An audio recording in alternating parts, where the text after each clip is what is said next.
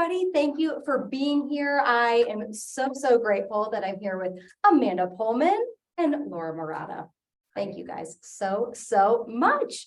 So wanted to let you guys know I'm going to go through some questions with them and even just have some organic conversation. If anybody has questions, please add them in the chat, or if you guys have questions, we will leave room for questions at the end. So Amanda, I am going to start with you. Tell us a little bit about your team. And I know you're with Place. When did you make that decision? Any deciding factors? So I grew a team in 2012 when I started, when I moved my license to Keller Williams. Okay. And then we actually started and joined Place about 2.5 years ago, July 2020, which was the year of COVID. And that's when we decided to join the expansion team named Place, which was at that point run by Ben Kinney and is now Chris Suarez and Ben Kinney. Oh, okay. Yeah, and the reason, for me, it was a decision because I felt like it's a really competitive world out there with brokerages and teams, and I wanted to create an environment for my agents where they would never not be able to, for example, relocate and go into different areas. You know, if somebody got married and moved to Charleston, that there was an opportunity there. And I also wanted to not put a lid on how big they could grow. So instead of me just kind of trying to find the ways to offer value and opportunity, I hitched my wagon to the top agent in Keller Williams, Ben Kinney, and joined his expansion team. And it was the best thing we ever did. And it's interesting. It's almost similar. I think that's why a lot of agents end up joining teams, you know, because they want support. Yeah, the systems, the models, you know, the advertising, the opportunity, all that goes into running a team and providing all of that for your agents is difficult to keep up with. There's just so many things that our buyers, sellers, and agents are expecting. So for me, it was a no-brainer to look for an expansion opportunity. Absolutely. I started as an agent on a team, and then I was solo, and I will tell you, I like grieved the camaraderie too. It's a special support. Yes. So Miss Laura, tell us a little bit about yourself, a little bit about your business. How long have you been on Amanda's team? Thanks, Jill. I have been licensed since 2006, and I started working strictly for a developer. And so while I had my license with another brokerage, I wasn't in the office. I wasn't doing any normal residential resale. And the crash of 2008, of course, in real estate, which was, you know, really enormous and very, I'm on Zoom and I can't think of my words right now. It just blew the whole real estate world apart, right? And my developer basically was over leveraged and went out of business. So I was left with, what do I do next? And I went back to the brokerage that held my license previously because the developer had switched brokerages. He had divorced the first broker. Anyways, I went to that gentleman, the manager of the office, and I was despondent. I did not know what to do. And he looked at me and he said, "You are the best salesperson I would have in my office. Just come back, you know, we'll print you up some signs and just get out there and just go be a realtor." And as everybody knows, you know, getting clients in 2008, there were a lot of opportunities because the government had offered the tax credit of $8,000 for first-time buyers. So there were a lot of buyers out there, but properties were incredibly distressed. It was almost impossible to get listings because people only wanted to go with very established listing agents. I didn't have that record, you know, behind me. And I frankly didn't know anything about conducting normal real estate transactions. So luckily for me, I got a referral the very first 2 weeks. I had my license back from a good friend of mine who sent me a cash buyer coming from California. I'll never forget that. I knew the inventory in the area. I sold him a house and it just sort of rolled from there. But what I would say is that that 2008 to 2013, you know, portion of my journey, while I was ascending, you know, I was never going backwards. It was slow and painful. And I did not have any systems other than going and working open houses, tagging on to other agents for their experience, picking other people's brains, and the brokerage offered some training, but it wasn't anything to actually build a business. So I was doing business, and I was probably the first year I did maybe 10 transactions and made about $30,000, which I did not consider a bad thing. For me, it was, I was making some money, but it was certainly nothing I could, sustain and live off of for a long time. So as things started to get better, my business kept growing, and I was working the database that I didn't even know that was a thing really until I joined Amanda. I didn't know the term work your database was something that I was already doing. So organically, I was moving in the right direction. But what I knew was that I really didn't have a growth model. And to be totally honest, and Amanda knows this, I saw Amanda leave the brokerage that I was with, join Keller Williams, and all of a sudden I just started to see her business blow up. And then a couple of years after that, like 13, 14, 15, I started seeing on the MLS, not just her name, but another agent's name underneath. So obviously I put two and two together. Oh, she's got other people working with her for her. And I started to copy Amanda's listing presentation a little bit, and rip off and duplicate. Yes, and another agent in my office that really owned a large chunk of the market. And I was working specifically in the Heights area, but as my business was growing, I was starting to get out into other areas. So I was getting to know the inventory in many other places. My clients would sort of take me wherever they were taking me, I would go. And I started to work a referral-based business off of that, off the clients that I had really worked so hard to make a part of my life. So I knew that if I, and it wasn't in any way false, I knew that if I became friends, if you will, with my clients, and I got to know their friends and family, I would naturally, get more business. And that is what happened. Anyways, I hit that first benchmark in 2013 where I earned, I think, $70,000 or $75,000, which was an enormous win for me, a huge change. I mean, that, when you're doubling your income, your life just opens up. It's huge. And so now I had a little level of comfort from there till about 2018. It kept us, business kept growing, and I hit that $100,000 mark.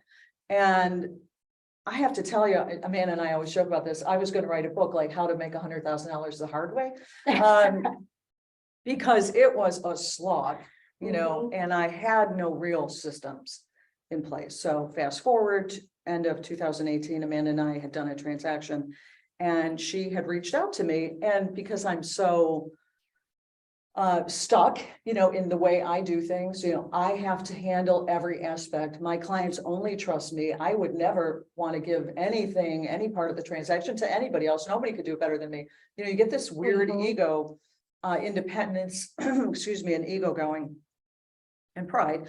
And Amanda called me, left me a message and said, Laura, I really think this is a great opportunity, and I really want you to think about joining my team. And I never called her back. What a surprise. No She problem. called me in April, and I didn't call her back, I don't think ever. And then we ran into each other in maybe October of that year, and we had a great conversation in the parking lot of a building that I found out she actually owned. And I was, like, how do you own this building? And so we got into conversation again.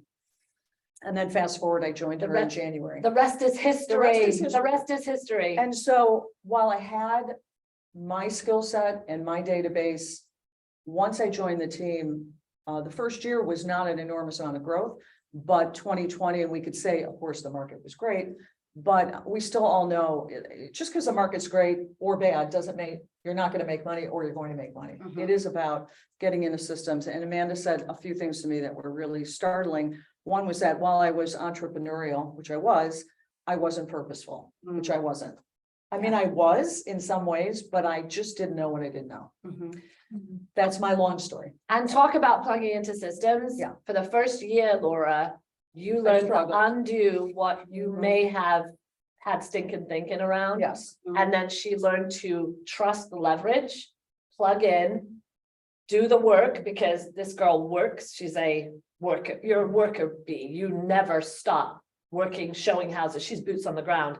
And once that leverage was accepted by her because Laura knows and wants to grow. So she embraces it, even though she might grumble, Yeah. she'll embrace it. Crumbling And thoughts. then the whole thing just catapulted. Yeah. So her limiting belief was, I don't sell houses in January. January is the worst month for me. She came on our team and the following January had the best month of your career. Yeah.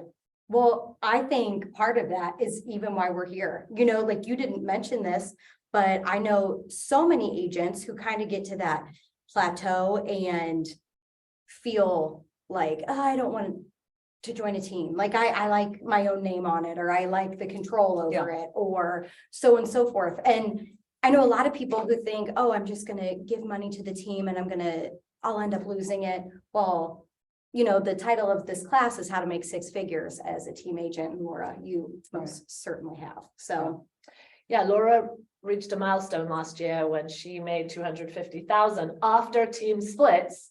And that was her biggest year ever. And yeah, that's the power of a team. It really is. 100%. Yeah, and that's what I wanted to grow, is a team that could see the opportunity of doing that much business with actually giving back to a team and embracing the leverage. Couple of main changes, not just in mindset, but the reality. And I have all love for single agents. 100%. It is incredibly hard to be a single agent, and I've seen some single agents really just knock it out of the park and kill it. But they do always have systems. They usually have admins. They might use, you know, either contract to close, whatever it is. They have affiliated partners that they will leverage those resources, whatever they are, and they farm and they spend a lot of money normally on marketing and farming, I think, to a great degree, advertising. And I was doing none of that, and I didn't really want to put my resources into that. So that's where I was stuck, and I couldn't catapult. I could not leverage myself anymore. I was running out of time, basically, to handle clients. And one of the things that I did recognize, you know, I'm sure in our first conversation, I got really into the weeds about splits. Why would I give you 50%? Why would I give you, I'm going to be coming with my own business. Why would I give away 50%? And I want to have my hands in every part of the transaction. And those two things, she was really able to hear what I was saying, and not to salesman me out of my thinking, but to show me that by utilizing the leverage, I would be able to go out and get more business. Number one, I didn't need to run signs and lock boxes to be a great realtor. Yes. I didn't need to input my own listings to be a great realtor. I didn't need to go do my own photographs with my little stupid camera. I had started using professional photography for certain price points, but I'm still doing a lot of them on my own, and they look like it, you know, so I couldn't present that really crisp brand that I wanted to consistently, because I didn't want to put my money into it. Yes. That's the truth. And the other part of it was, and she didn't say it like this, but other people have used this phrase, and it's so true. They say, do you want to take a bite out of a watermelon, or do you want to eat a grape? And I love that, because, you know, the symbol of a watermelon is huge and a grape is tiny. You can do whatever you want, and real estate affords us that. You can go and be and do whatever you want. But I really wanted, I was passionate about wanting to grow to at least an $8 to $10 million a year business. And I could never get past 5 million. And that stuck in my craw. I'm really competitive. You did 19 million last year, Laura. I know. That's, Yeah. actually gave me the chills. Yeah, thank you. And the other thing is that I got opportunity from Amanda, as we all do on the team. So the opportunity is coming your way that you may not get on your own. And then the backup of that is that when you go make your listing presentation, whether we're together or not, I have the whole team behind me and the stats of the team behind me, Yes. which we all know you can make things not in an untrue way. You can present, hey, this is what we did last year. They don't know that you might have sold 5 homes out of those 230, you know, they don't really care. But it does give you that presence and that confidence. Yes. To know that you can compete with whomever, which you might not be able to do on your own. And I don't see any disadvantages. And the other thing that's really critical is that when we do go out on appointments together, Amanda is always really clear with the client that I'm here, I'm the rainmaker, if you will, but your daily interaction is going to be with Laura or with Karen or with Irene. She never sets the client up to think that I'm gonna handle everything and then, just push you out. Mhm. Because people don't like that. But if you Yes. just go in and you tell it like it is, and they don't know any better. Mhm. I mean, they really don't. So, and not that they don't know any better, that doesn't sound right. What I'm trying to say is you set the expectations up front, and they're either fine with it or they're not and they choose somebody else. Well, I think what a lot of agents that join teams are afraid of is what does it look like if I'm handed off Right. versus handed up?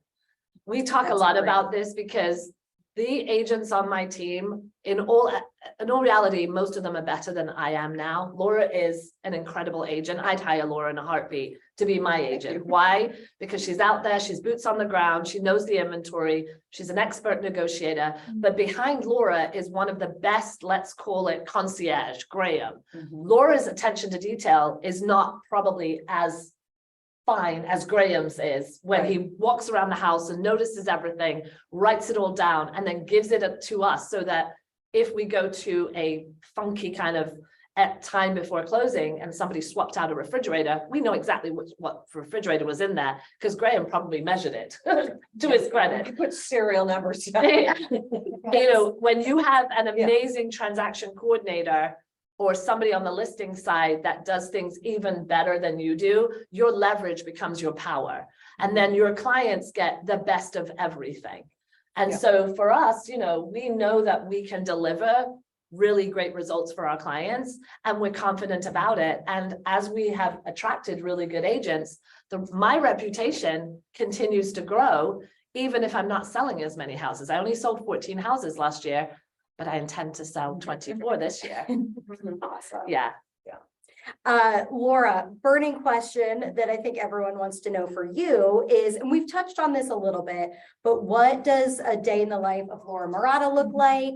What are your big rocks? And do you think there's anything that has set you apart? Well, a day in my life is, everybody talks about if it's not on your calendar, it doesn't exist. I really don't run my business.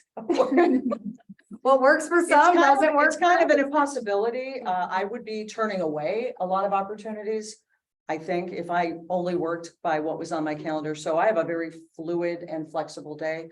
I have open spots every day and I have planned appointments every day. And they vary just based on, what's going on with the team, my clients, et cetera.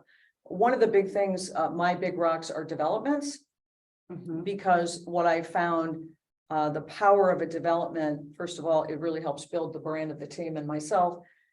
Agents are coming to you, it's a lot of time. It's a huge time investment, and there is a lot of knowledge that a lot of things that, you have to learn that you might not love. I happen to love getting into the weeds on things like, architecture and construction and things like that.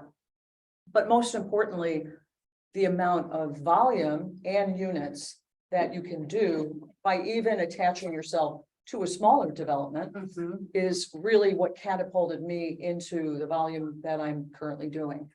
It's scary sometimes because I look at the end of every project in sight and think, oh, well, when that ends, how am I going to make this up? That's always, how am I going to do this? That's always my touch point with Amanda. How am I going to do this? I need to, and she always says, don't worry, because the opportunities will come your way if you're constantly plugged in and taking care of your clients. So I have really strong belief that if you can get into a relationship with a developer, that is an excellent way to not just learn and grow your toolbox, your skill set rather, but it's a great way to automatically increase your volume in a way that's meaningful and that can earn you, a nice amount of money. Can I also add that Laura has a full-time VA assistant, so she earned that through the opportunity model on the team, where she now has someone that works basically for her. Yes. And has been an amazing leverage for you, hasn't it? In the things that you were spending too much time on, the busyness that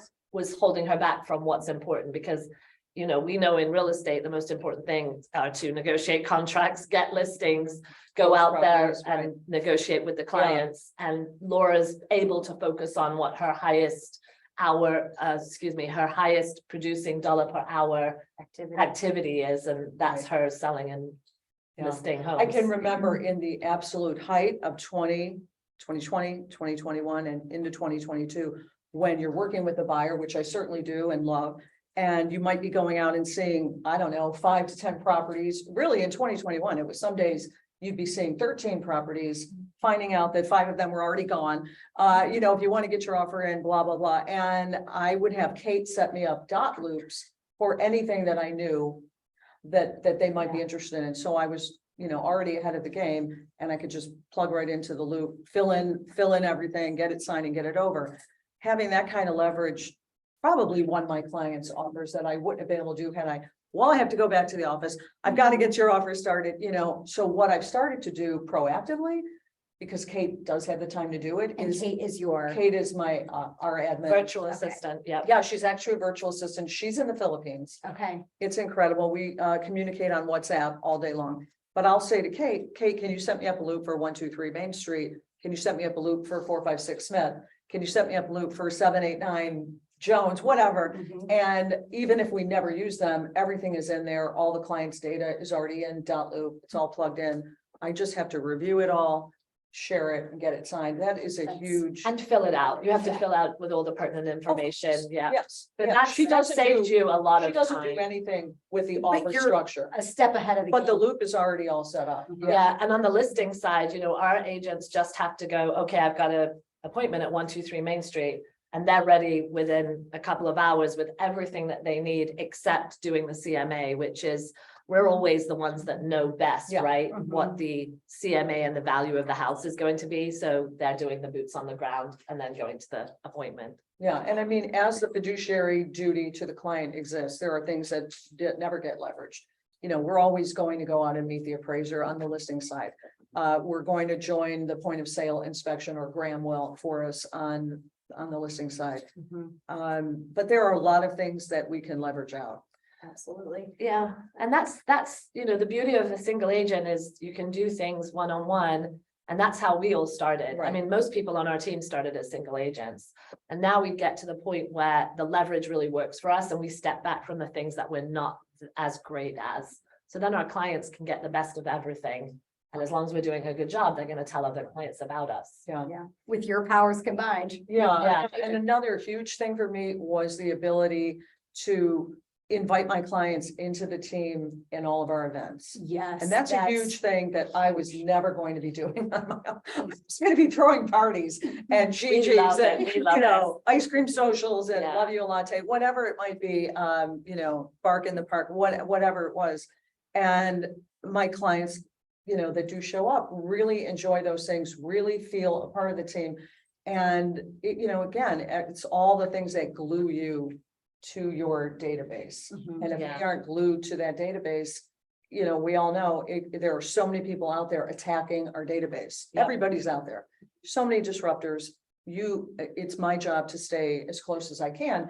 And frankly, it's something that I love also. Yeah. I love my clients. So Yeah, and the behind the scenes kind of still talking to, interacting, feeding, checking, texting, emailing. Now that's done because, you know, the tech is Mhm. supporting what we're doing. Right. So that now that's being done in the background in so many ways that again leverages Laura Mhm. because she gets, oh, I would like to know what my home is worth, or I do want to know what's going on in my neighborhood, because those things automatically is being sent out to the clients. So right. it works. We stay in touch better too. Absolutely. Something I heard you say too, when you were talking about big rocks was, through leverage, you've been able to focus on your niche, which is developments. And I think I would add that too, to any agent. Like, I think finding that niche, finding your sweet spot is Mhm. huge. Well, we also track and say, well, where did our business come from? What do we need to focus on? Because sometimes it's really simple. If you have 3 buckets of business, you know, don't go chasing other things that you've Mhm. never done before. Just focus more, double down on those. And we know that our top one is sphere and repeat clients, almost 70% every year. So we know we have to keep on loving on our clients and offering value. And this is not transactional. This is a relationship. They need to be able to come to you for everything about real estate, not just because they want to buy, sell, or invest.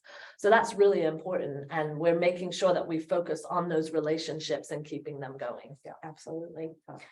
Question for both of you or either one of you. Is there, so if anybody's watching and say they're on a team and struggling, and what can I do better if I'm trying to make more. Do you think there's any, what advice would you give? Well, I would definitely say to whatever your team is, how are they helping you with whatever the struggle is? Because usually if there's a problem, there should be a plan. And kind of ongoing coaching is, what am I succeeding at? What am I having trouble with? Do you have that to offer me? And then kind of, how did I do? So that's, that's something that is important to make sure that you and your team lead are always communicating, because there's usually, a lot of what we're doing today is boring stuff. We're in a market that's rapidly changing, although arguably we might not be seeing a lot of the change that we hear is coming.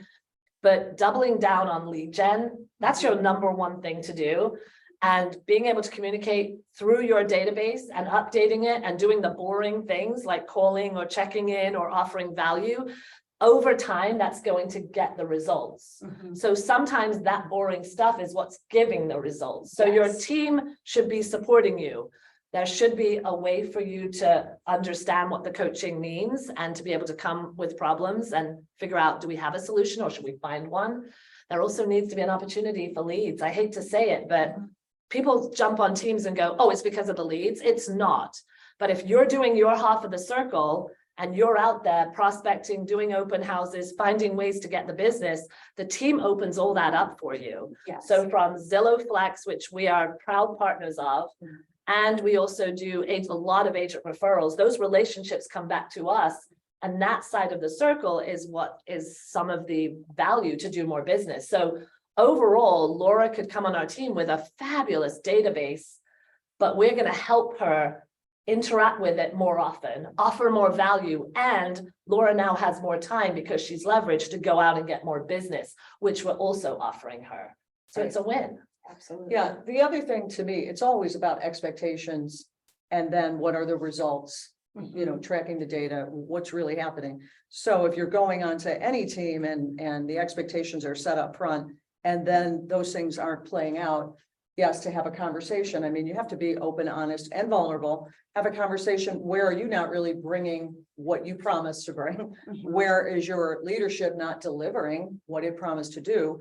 And sometimes people have to fire themselves, break up, whatever you want to call it, and in search of a better fit. There's a million ways to do this, and they might all be great and successful, but what's right for you? Because, you can't stick the square peg in the round hole. I mean, you just have to find the right fit. I do think, whether it's unfortunately or not, I mean, again, I have so much love for single agents, but I think as we see the business, the disruption in our business, that it is increasingly difficult to successfully have a huge single agent business.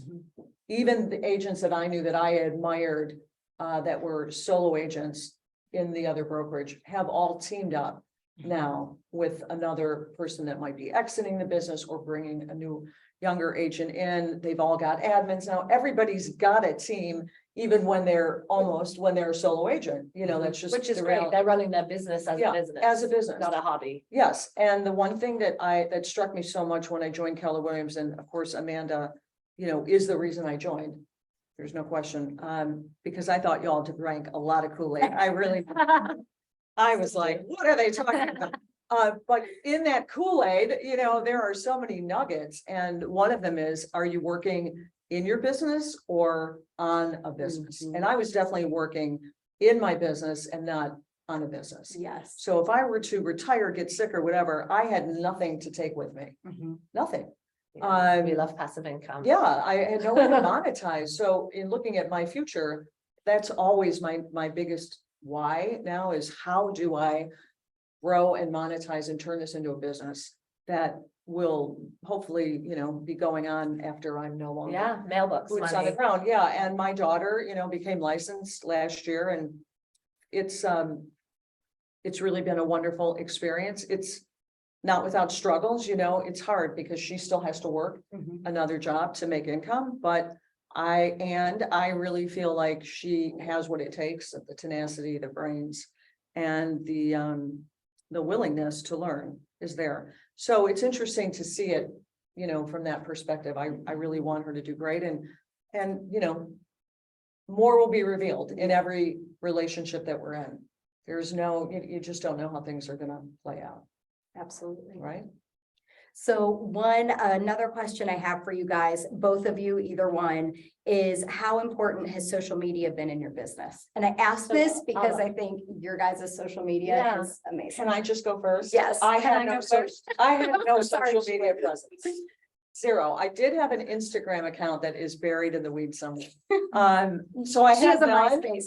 And when I joined Amanda, she said, you have to be on Facebook. And I was like, I don't want to. And now she's going live more than anybody. Yeah. Which is I great. want to be on Facebook. I hate Facebook. And so I'll leave the rest to her, but Well, Laura's got an innate ability to embrace technology, no matter how much at first she doesn't like the sound of the change. You know, at the end of the day, change is difficult for all of us. And Laura's the prime example of someone that says, I don't like it, but I'm going to do it. She plugs in and guess what? It works. yeah. For us, I've always said organic social media is free, and it's usually the power of somebody recommending, or people in the neighborhood that want other people to move in because they love the neighborhood and they want new neighbors. So those types of organic social media presence has always been a big push. So we used to use it as like, we would say, here's the questions to ask your realtor when you interview them.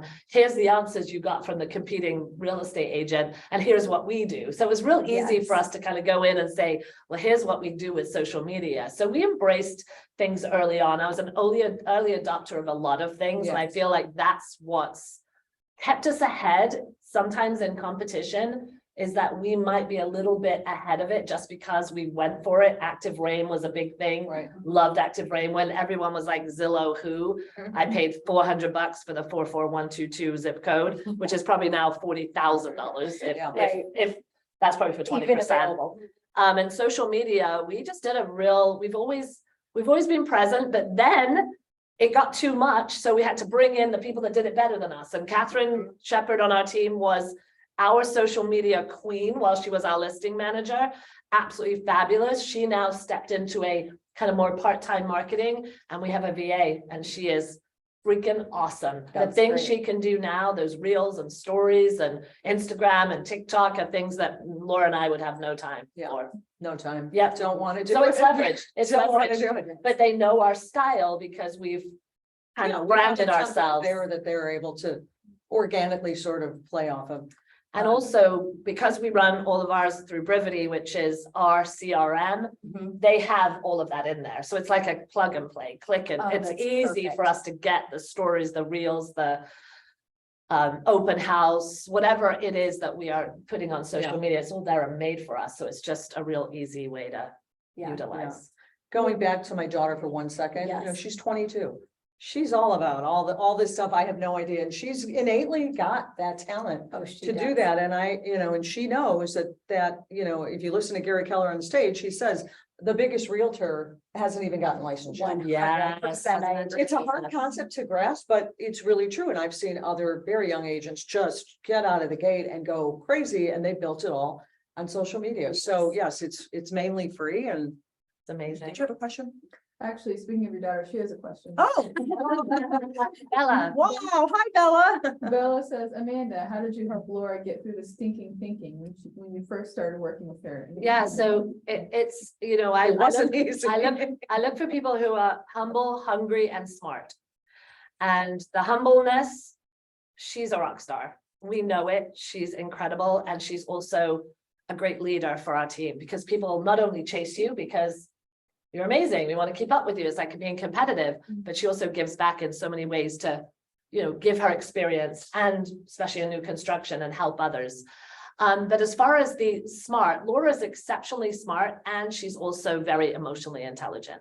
So when it comes to emotional intelligence, we're very focused. We as a team never stop learning, and believe it or not, it goes way above real estate, doesn't it? We feel like our journey on growth just happens to be coming from the fact that we're in real estate. So the whole emotional intelligence, and we're very into NLP, which is obviously very much how Bold. Hi, Hudson Warren. Right. And Bold is all about NLP. And I mean, we go to conferences, we learn to be better versions of ourselves, because it's not just about this business, it's about us as a whole in growing in all the areas of our life, whether it's spiritually, physically, whatever is important. And we grow together as a team. And that's the beauty of, we kind of keep wanting to keep pushing each other because we care about each other more than we care about whether, one person is successful. So she's the epitome of it. I mean, she has continued to grow. Her growth is off the charts. And we see the same thing with people coming in on our team that like that, because that's not going to be for everyone. It might not be, Yes, not be it's a not right everyone's match. goal. Yeah, it may not be. Yeah, I mean, just talking about what's going on right now and two people that are in the room that are on our team, and I'm going to say Irene and Karen are great examples. Irene came from another team. I mean, Irene's business has completely changed. Yes. What Yes, she's it willing to is. do, her boot camp activities, calling people, expireds, things like that, she's just going to keep growing and growing and growing. Karen comes from a little different background and has this uber professional, CV, right? And this girl, she will topple me in a she's year. amazing. That is my belief. Yes. Because she is hungry and I'm like, oh man, I can just see it happening now, and it's okay.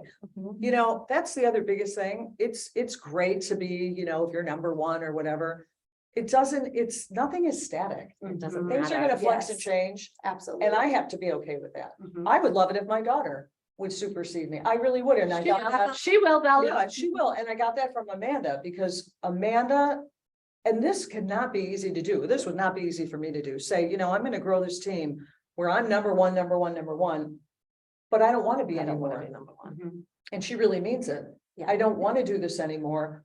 I want to grow the team so that you can all go out and grow. And that is, for me, that's humility and leadership and passion, obviously, for growth, but a great amount of incredible generosity. Mhm. So she's taught me to be so much more generous. And Aw. it's Well, true. I mean, our mom, look, she has a sign in the office, the metal sign that says, when in doubt, when in doubt, be the more generous. be the of the more two. generous of the Even two. when people aren't hurt necessarily, you yeah, or take from you, always be over generous so they can never come back and say, well, you took this from me. yeah. I will tell you 2 times in this last week, in the last 3 days, I've had situations where people came to me and then I asked a few questions and then I found out, they had an agent. Yeah. One was completely willing to throw his agent under the bus Yeah. if it meant a discount. Ouch. Yeah. And the other was like, well, I don't really know, and I said to both of them, it sounds like you have an agent relationship. And I want to honor that. So why don't you please get in touch with your agent? I don't know that many people that would do that. I'm not saying I'm special for doing it. There are a lot of people that wouldn't do that. Mhm. And what she's always taught me is that, hey, I don't want to get in that messy business. I'm not into stealing anybody's Mhm. clients. Everybody should be working for their clients, right? I Yes. mean, There's plenty to go around. there's plenty to go And around. some will, sunshine some won't. So what? Who's next? But what comes back to you? And the other thing I just want to touch base on in the stinking thinking is that I would get so distraught when I lost business, whether I didn't get a listing appointment or even losing in multiple offers and a client eventually gets weary of that and goes and finds another agent. I mean, It happens. I felt like you stuck a knife in my heart. I really, and it's just how I felt. And it wasn't easy for me to get over those things quickly.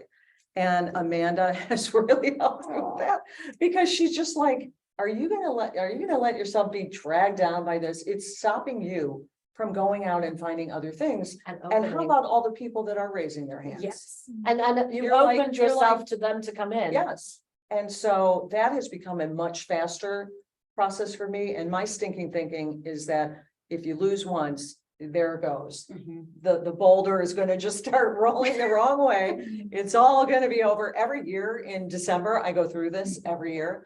Even though we're in a daily sales Yes. business, at December, for some reason, is just a nightmare for me. But Looking you've towards reframed, January. Yes. that. Yeah. And any lulls in business. Mhm. Everybody gets a lull in business. It is so hard, but easy, once you figure it out, right? To tell yourself that self-talk of, just because my phone didn't ring 20 times this week, it's not like the world is ending. Maybe you need that break. Maybe you need that Exactly. break to recharge and go be better at something else.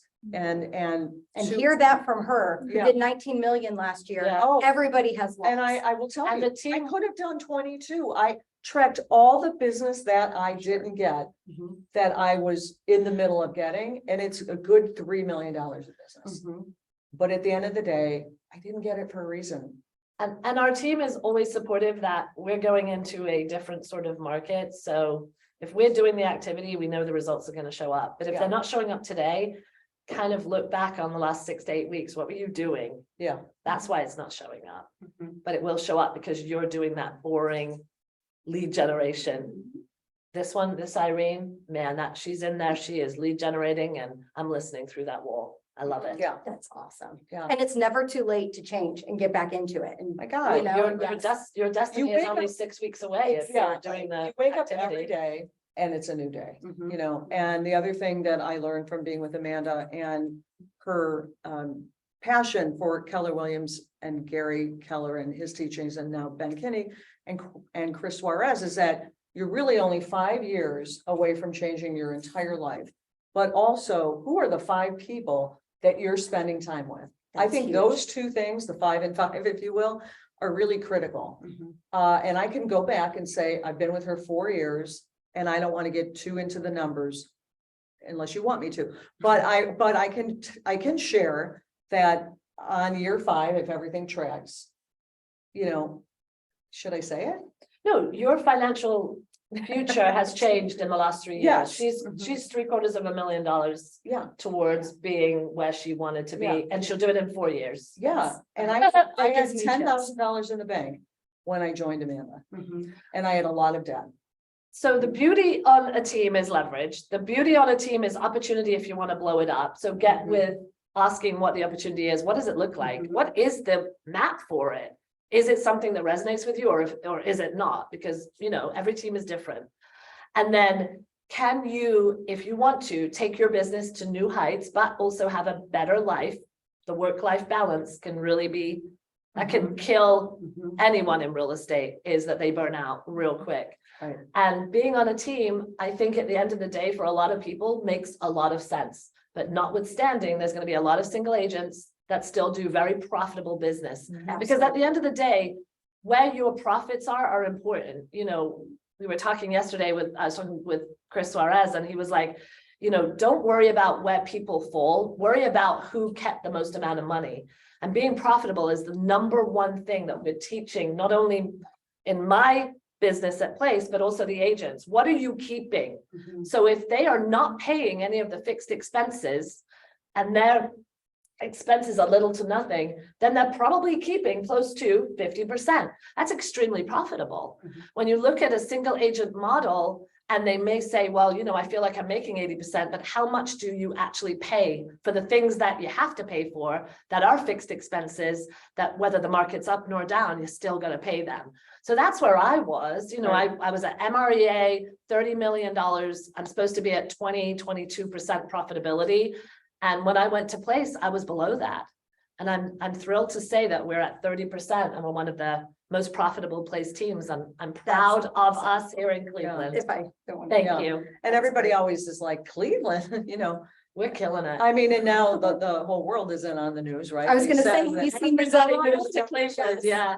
So there's a lot of opportunity in this market. It looks very different. Sure. It's much more more transactions, less, lower price point in general, but that But you're doesn't, still yeah, producing. yeah. And the other thing that we've done as a team,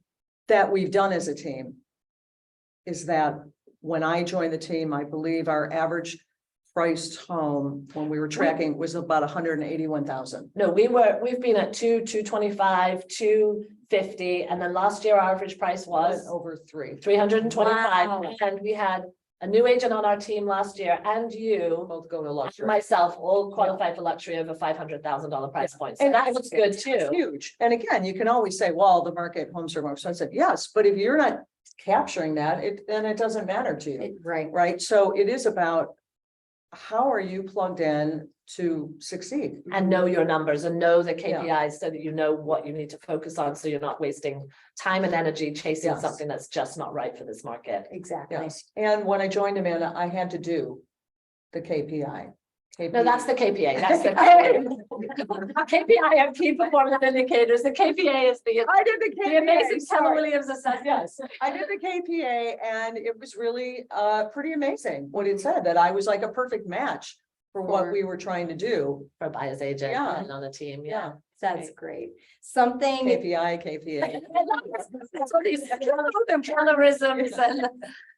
GCI, I didn't even know what GCI was when I was like, what? That's GCI. Oh, that's what really matters. Okay. oh, that's funny.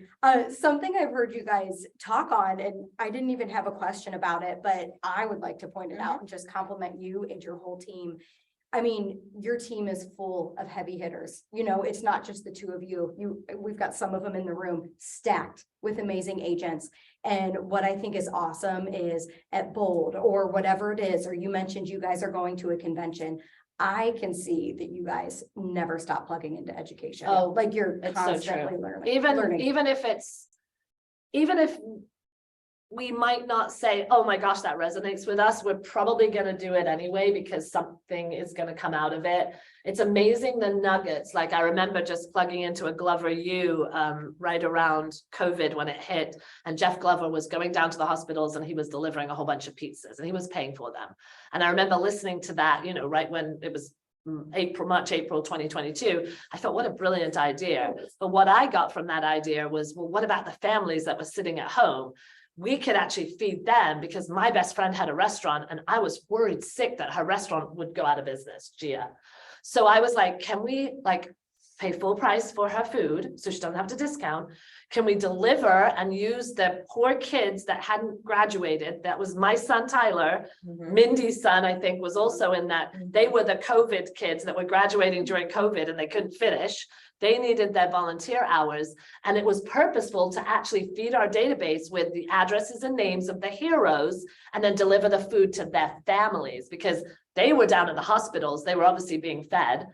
The families were left at home with the kids and the moms or the dads that weren't the workers. So we came up with our Hometown Heroes program. And then we did it as a red day. So we did it towards the post office and the firefighters, and that was our red it day, became 2020. Yeah. but it became mind share for our team of like, I don't really care if we don't sell another house, but I do care about how this is making us feel.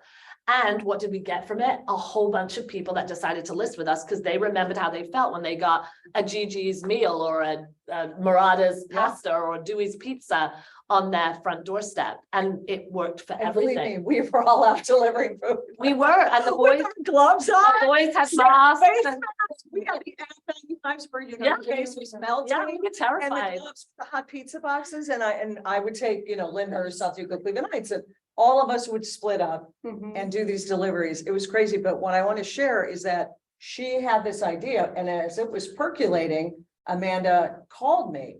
And I don't know if you've ever been in the room with Amanda when she gets on an idea, God. but she was like, and it was like rapid fire, and I'm just sitting at home like everybody else does, and you don't even want to leave your Like house. COVID. Like, what are you Terrifying. talking about? And she gets people to buy in, and I just got goosebumps Aw. because you know, and I could cry, honestly, the enthusiasm that she generates is palpable, and it sinks through all of our cells, you know, so I give her all the credit in the world. I would not be sitting home in COVID saying, what can I do to help other people? I was like, let's watch more Netflix, you know. We got 6 weeks off, let's just whatever. Oh, I yeah. really assumed business was just done. Yeah. And Jeff Glover, our market center, I mean, gosh, what we did in this market center. Yeah, Yes. we were We leaders here. immediately just, everybody shifted and we were utilizing Zoom. CJ and Amanda were, you know, really, I mean, everybody. Training to empty rooms. Yes. Yes. And I knew other You'll people in love the it. business, and that was critical because those people were now behind 3 or 4 months. And we were out there and people were like, what are you guys doing? Well, the other thing is we You know. started Realtors Winning. So that Yes. was a group that started, that was media group. named like COVID, Yeah, it's help us rockers. with COVID, yeah. And it ended up like having 2,000 realtors, Yeah. and then Wow. I like wanna the have. reach of like, yeah, other realtors out of the area means we got showcased and more people would send us referrals. So Yeah, it's all mind like share. giving back, it just gets your name that you care enough about bringing value and helping, and that's Yeah. what happened. Yeah, Yeah, That was good. that's amazing. That was a good one. But thank you, Jeff Glover. 'cause So, that was the I idea, just wanna not for say- you. I want to say one more thing, and then Mhm. I'll shut up. We were at this conference, Bill Howe, and I know Irene was there, and they showed a little TED Talk slide. This was really critical to me, and it was a big growth moment. So the TED Talk, this guy is talking about, look at the crazy dancer on the screen. It's this guy, and he's at a concert, and he's literally, he's out there and he's just going nuts, and people are like, you could see the people looking at him, like, what's going on? And he said, and then watch what happens next. And a person just decides to join, and it's the follower. And the follower comes along and they're dancing as crazily, and then the momentum shifts, and all of a sudden, within 2 minutes, and this is an actual thing that Game. happened, you've got 30 people out there all, gyrating like a bunch of lunatics. What I got from that was, that is my superpower. Yeah, I'm not the brainiac. I'm smart. That's not what I'm saying. I am not the person that sits around and thinks of, oh, how can we do this? I don't care about that. I actually don't want, if it happens organically, it's great, but I don't want to spend my time like that.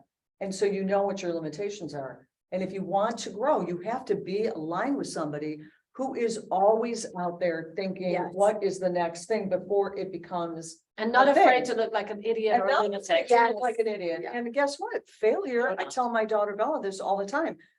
Nothing is failure. Mhm. It's just feedback. And I completely buy into that now. Even when I get maybe a little ashamed or embarrassed or, whatever, I'm okay with not being right and not knowing everything and leaving it up to somebody far more suited to make it rain. Mhm. I just want to follow. So she was the second lunatic that was. I- And everybody said, if she's doing it, I'll do it. And that's what Laura. When I left, I have to tell you, I had a lot of people calling me like, what are you doing? Yeah.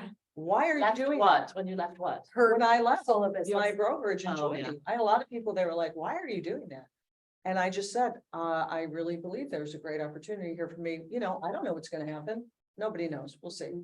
Absolutely. And the rest is history. And the rest is history. That's amazing. Yeah. And something you said, one of my favorite Gary Keller quotes is, you win or you learn, and either is okay. Yes. One more question, because I know we're probably getting close on time, and I wanted to ask you this. You said earlier your values are humble, hungry, and smart, and you saw that in Laura. Well, that's what we're looking for with Hires. team members, Yeah. hires. So, Our values are growth. Mhm. this question could be for both rainmakers if they're watching, as well as agents who are looking for a team. How do you ensure it's a match, that your values and your vision aligns? Yeah, that's tough. We've had, we're selective about who fits our culture. When people say you're a cult, like, oh, you're Kelvin's drinking a Kool-Aid, I'm like, yeah, okay, call me a cult because I have culture, right? Culture is what keeps us together and helps us grow. So we look for those three, hungry, humble, and smart. And we want hungry. Hungry, I think, is one of the most important things, that people aren't coming to us and saying, what can you do for me? It's more, I want this. Can you help me get there? When they have a goal, we have a plan. And if we align value-wise, then, we want to get into business. We want to partner together. Do we make mistakes? Yes. The biggest mistake maker is Amanda, because I fall in love with everybody. She I would does. like everybody, if they raise their hand, to Yes, want to she come does. and work with us, because I see a lot of good, and I want to blow up lives. I want to create, people that have lots of money and have really great lives. So I think bringing other people that are better at this than you, for example, Karen Hillman, for example, Michael Fanera, they have helped me in so many ways. Especially Karen is now really plugging into our newer licensees and what we call our broken wings.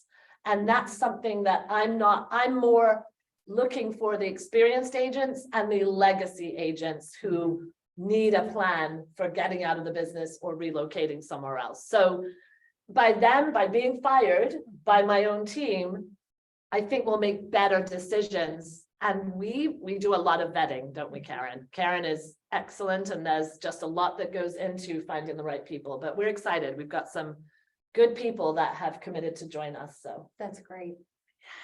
In Very February. exciting. Anything you would add, Laura? Or what about like if you're an agent looking at teams? Any questions they should be asking, or do you think it's just a feeling that they know it's the right fit? I think in every situation, when you go on an interview, even if you're just picking somebody's brain, a lot of it for me is gut.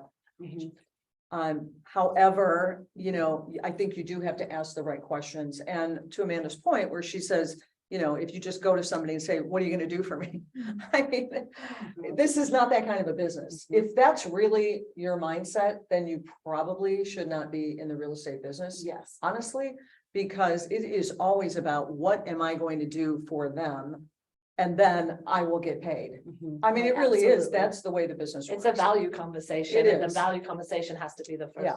If you What go the into heck? anything like, what are you gonna do for me? You're getting nothing. I mean, you are constantly doing for your clients. And sometimes you're doing for people ad infinitum and you never close a transaction. And that's just the way it is. But it's learning, right? But it's learning, And and it's often failing. they send you clients. I mean, you know, the strangest avenues clients can come to you from, but I think it's critical that you ask them, what is their business plan? Yes. What is their model? Mhm. What is the coaching? What is the accountability? I mean, we know accountability starts with us, but it's certainly helpful to have somebody holding your butt to the Mhm. fire. At least it is for me. Yeah. And I would never be as accountable to myself as I am to the team. And I don't know why that is. That's just how I'm made. Mhm. But You know? accountability is basically a form of love. Mhm. Yeah, Someone loves you if they want Yes. to hold you accountable. yeah, If I didn't care about Laura, then I wouldn't care that she wouldn't hold herself accountable to what she knows she needs to do to get the business Mhm. and to have the opportunities. it's interesting. We're going to be doing a promotion next week. And again, this has nothing to do with going out and getting clients. But it's, we were targeting businesses that would want to be part of the promotion. And I made the presentation to a couple people and I got turned down on both. And I was like, why are these people turning us down? We're gonna be doing something for them and we're paying for it. So I learned, ask secondary questions. Mhm. And so at the second turn down, I said, I'm sorry, can I just ask you something? Like, what's your problem? Yeah, because they were like, yeah, we're really not sure. I said, why? And then you found that it was something It completely was different. about what it was going to do. They felt what they thought, it was Mhm. how they thought it was going to play out, and it was going to be Accounting wise. a negative thing. And I said, let's backtrack here. We're going to be bringing you clients. We're going to be paying for said clients' products. We're going to be promoting you. All we need to do is figure out how to make it easier for you at the checkout. Is that what the problem Yeah. is? Great They were question, like- but great question. They are like, yeah. And I said, well, we can fix that. And so the other thing in real estate for anybody is, and I'm trying to teach this to anybody that we have accountability partners Mhm. involved. And so the training that, if you will, the conversation that we're having every day, that I am with this agent, I always say, ask 3 more questions. Love that. And I think that applies to Yeah. everything, including if you're going to join a team or if you're being feted. You know, agents get recruited constantly. Yeah. And there's all kinds of what I can do for you. And I mean, I think you have to dig Mhm. a little deeper. And then how does that work for you? And that To person- thine own self be true, but be willing to also open your mind up to some change. Mhm. That's great advice. Does anybody who's here have any questions? Garrett, is there any questions in the chat? I know we Janice, no. answered some. Okay. You guys got questions? Janice, Keisha, Crystal, come on, we need questions. Come on. Oh. I'll just throw one out there. I love it. first.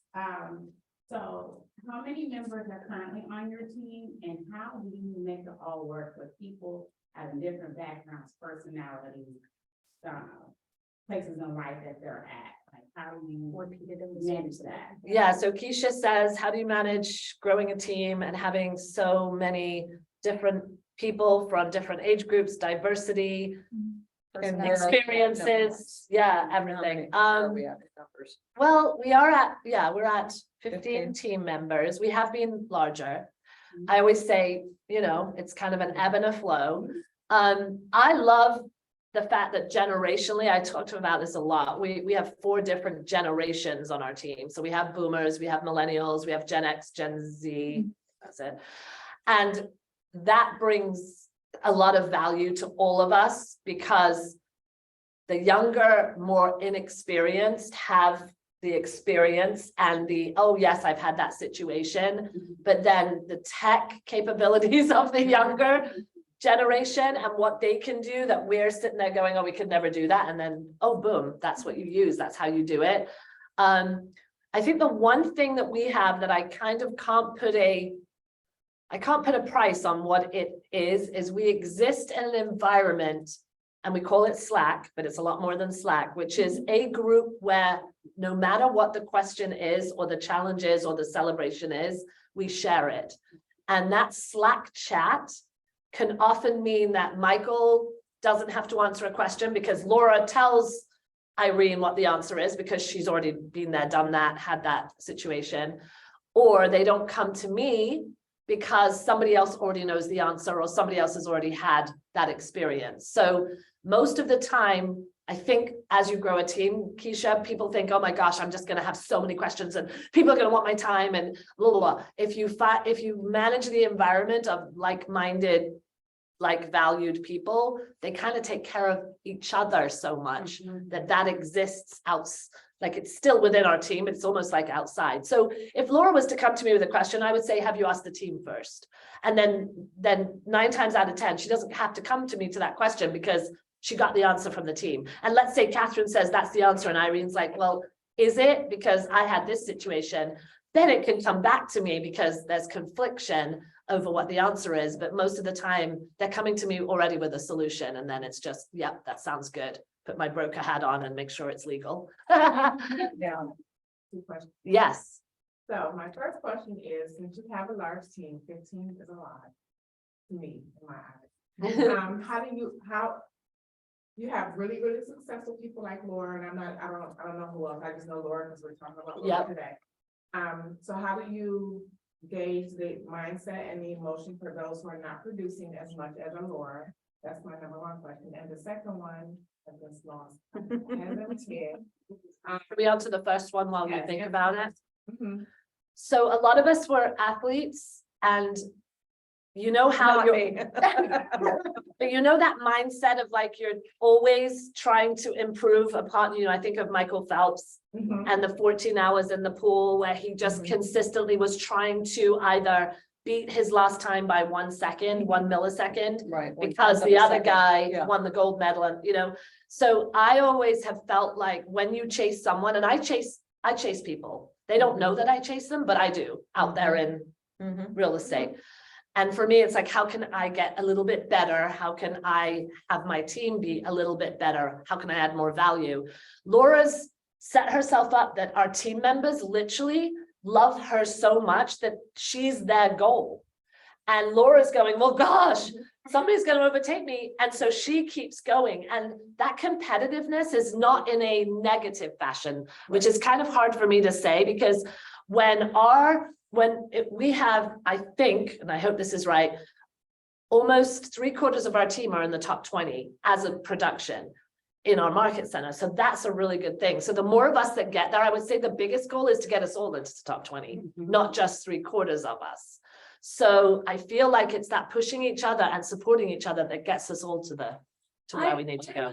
Add to that though, we are a bigger team and we all have the same core value like you were talking about.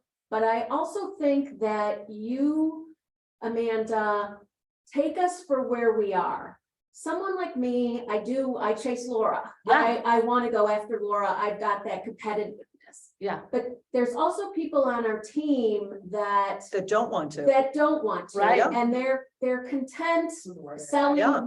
one house of, they've got other things in their life. They sell 1 house a month and that's what they want. Yeah. But you understand that There's a place there for is a for place you. for that. And, Yes. and we do have a couple part-time people on our team and it's the same thing, but again, we all help each other. Like some of the part-time people become showing assistants for us when, we're overwhelmed. So I think again, you take people for where they are and what they want, and you guide them from that But space. that's the coaching part. You have to know where they want to go for me to come up with a plan to help them. And then if the plan is going right with the systems, are they getting the value and are they succeeding? I mean, it just makes me think of like Florian, who is part-time, but boy, he had the best year last year. And he has so much support for our team. I mean, when he's shouting out Dee and he's congratulating Karen, he really means it because he's really in a happy place, but he doesn't feel like he has to do 19 million like Laura. Yeah, the other thing is, and I really believe this, I don't think there's any jealousy on the team. I could be I could be wrong about that. I think there's competitiveness, and that is very separate from jealousy or hard feelings. Because at the end of the day, there are other people on the team that got opportunities that didn't come to me. And that's the way it is. I'm not gonna get every opportunity. That's not how it works, right? So it is incumbent upon each of us to do the best we can with those opportunities. I think the key thing is, if you're getting an opportunity, you better make sure that you're finishing that opportunity. That's like the individual responsibility, accountability piece. And as agents grow and learn, they become better at that. And to Irene's point, you do have to meet people where they're at. And if the relationship is honest and vulnerable, I mean, I think being vulnerable is the hardest thing for all of us to do. I think when we think about everybody wants to be liked and to be right, Yeah. unfortunately, it's so true. If you can step outside of your comfort zone and say, hey, I'm scared. I need to make this much money. I don't know how I'm going to do it. I have these goals, well, you know, whatever it might be. And you have somebody who will sit down with you and propose, why don't you try this? They're not going to fix it for you. They're going to tell you, maybe you should do this or do that, or, you know, whatever it might be that allows you to go back to yourself and get moving, right? Yeah, I mean, it's a business plan, right? Yeah. If we don't, it's like rowing a boat, right? If we're just relying on the rudder, but we don't know how or where we're going, we're not going to do very much. We're just going to go around and around and around, right? So the oars are the systems, and we've got a plan. We know where we're going. That's the goal. So business planning is important. If Laura did so well with 3 buckets of sources last year, I don't want to sit down with her and she's going, I'm going to do FSBOs this year, I'm going to do expireds, and I'm going to go after something she's never done before. It's about finding those systems that work, plugging in how many deals are you going to do this year, and what can we do to find you more deals, because 2023 might be a little more challenging. There might be other places you have to double, triple down on, or you might need to check to pick up more Zillow leads. Let's just say, for example, you know, if Zillow's sending us buyers and we've got all our phones ringing, then you might as well be a better Zillow picker, upper, and converter. So how do we learn to be better colder lead converters? So those kind of skills and honing in are the work that we do, and for the results to show up. And those are the things that we're going to focus on when we have a plan for the year. Yeah. And then we can hold ourselves accountable. And, you know, Janice comes to me and says, it sucks. Zillow sucks. They're bad leads. You know, I was supposed to get 5 by the middle of the year, and, you know, and I don't. Well, let's talk about it. You know, what are the skill sets? How are you doing? Let's look at your performance indicators. Are you asking for the appointment? Are you actually keeping appointments? How many of them are you writing offers? Let's inspect what we expect, because it might not be that the Zillow leads are bad. It might be that your skill set just needs something on, you know, more leads being attended to, because our lead generation is also incumbent on us being good lead converters. And in 2023, that's what we got to do, be better at. When you go on a listing appointment, you better go in there and get the listing, because if you don't, 3 other agents are going to get it instead of you. So you got to kind of hone in on the skills. Yeah. Gosh, I feel like we went so long. We did, but Oh my gosh, sorry. that's okay. I greatly appreciate you guys. Thank This you. was a wealth of knowledge. Something else you said, though, that I would just close with, when you brought up your Slack or whatever your group chat Yeah. is, something I heard you say is that's where we celebrate wins. And you can see that with the culture of your team. You know, you guys are always, you know, yes, it can be competitive, you know, you all want to do good, but you're all celebrating each other, and that's amazing. Yeah, that's what it's all about. It's about lifting each other up and making sure that the perception out there to the public is that everybody is celebrated on our team because they're all working really hard. Right. And we want to make sure it's about branding the agents, not me. Right. It's not me. I would never be where I am without an amazing team behind me that helps keep moving us forward. I'm just that crazy Yeah. visionary that's dancing on her own, looking like an idiot. I'm just like, what? And then along comes Laura. All right. Yes, well, we greatly appreciate you it. so much. Thank you so much. Thank you, for everyone everybody. who's here on Zoom. Have a great day.